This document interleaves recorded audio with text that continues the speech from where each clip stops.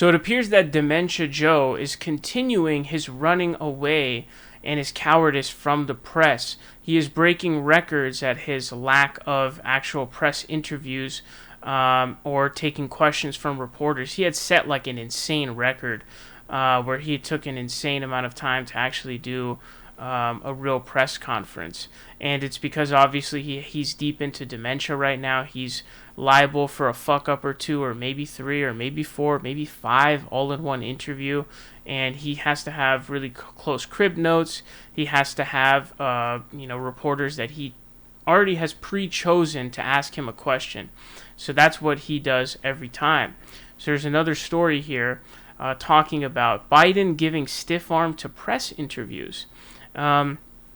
Says President Biden has only given 10 one-on-one press interviews since taking office in January, a low number that is drawing more attention toward the White House's efforts to control and manage the way Biden interacts with reporters. Biden, who has seen his approval ratings drop as he deals with the rash of negative headlines, has also largely shunned reporters' questions in recent weeks, including after his comments on a poor September jobs report and again following the slowdown of the U.S. supply chain. So if you guys don't know, the country is in a serious crisis right now. The supply chain is clogged, and not only that, but businesses barely have any workers. It honestly feels like most businesses you go to has literally one laborer. There's a crisis going on right now. There's a labor shortage. Workers have a lot of leverage right now, so hundreds of thousands are going on strike. Government doesn't seem to be doing anything to solve this issue. Says the interviews that Biden has conducted have largely been traditional network television interviews, though the president has also sat down with People Magazine and ESPN for the start of the baseball season. Biden has taken questions from reporters at various events since taking office, but the number of one-on-one interviews lags far behind his predecessors. Former President Obama sat down for more than 113 interviews, and former President Trump did more than 50 interviews through the summer of the first year of their respective administrations, according to Mark Knoller, the veteran White House correspondent who actively tracks presidential interviews. So it's a difference between apparently 10 and then Obama doing 113 and Trump doing 50. So Trump obviously with, I think that's just one term. So Trump only he did 50 in his one term. Joe Biden has so far given 10. Actually, no, that's not for his first term. Sorry. That says President Obama sat down for more than 113 interviews and former President Trump did more than 50 interviews through the summer of the first year of their respective administrations. That's not the term. My bad. He did 10. Joe Biden has done 10. Trump did 50. Obama did 113. Now, obviously, Obama, he was a very skilled orator, so he was able to take interviews, right? If you are somebody who's confident, skilled in your oration, intelligent, which is all what Obama was, right? You can do interviews. If you're Trump, you're going to do 50 instead of 113 because you're a dumbass, but, you still are very, bombastic and bombacious about what you want to say. Joe Biden has done 10. He's done 10, motherfucker, 10.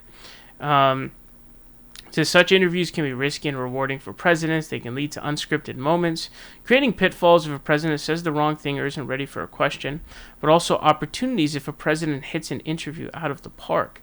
So it says, before flying back to Washington on Friday, Biden did take questions from reporters for the first time in more than a week on topics ranging from the stalled infrastructure legislation to the hospitalization of former President Clinton.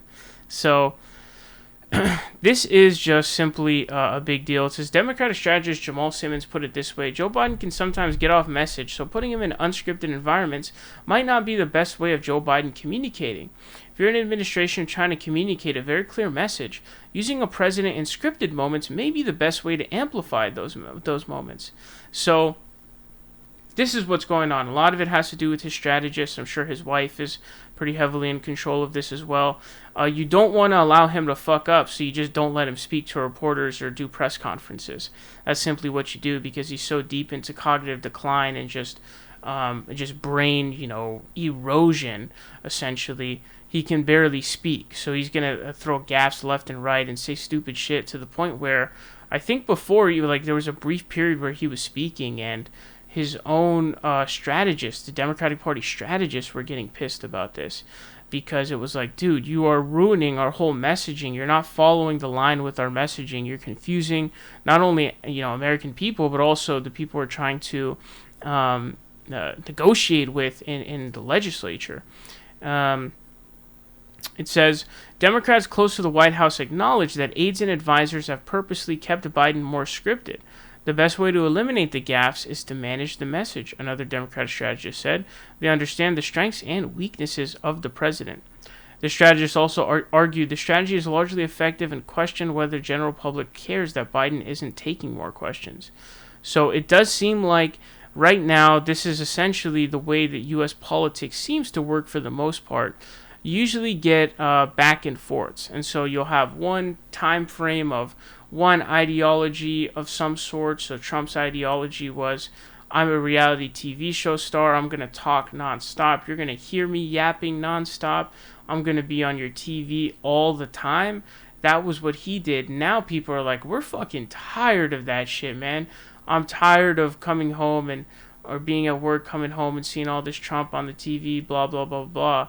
They want a president who's going to be in the shadows now because they need a break, right? They want a break from that. So, again, you see that there was starting with FDR, there was a huge New Deal era of presidents for something like 40 years. To the point where even Richard Nixon, he was a Republican, but he had a lot of liberal in him, right? So, but then with the start of Reagan, and we're still not out of this yet, in the 1980s, now it's 2021, it's been 40 years. Hopefully we'll start to get into that progressive move again, that progressive mood again. I don't know if it's going to happen, but ever since Reagan, we've been in that conservative trickle down, fuck the government type of ideology. And so this is the way that it seems that politics works. So it doesn't seem like anybody gives a shit right now, because this is actually what they want. People want there to be a president that's in the shadows and you're not hearing about them all the time. But it obviously has its downsides, like I said. It looks like not enough people are questioning him about what the fuck are you doing as the country is in crisis right now.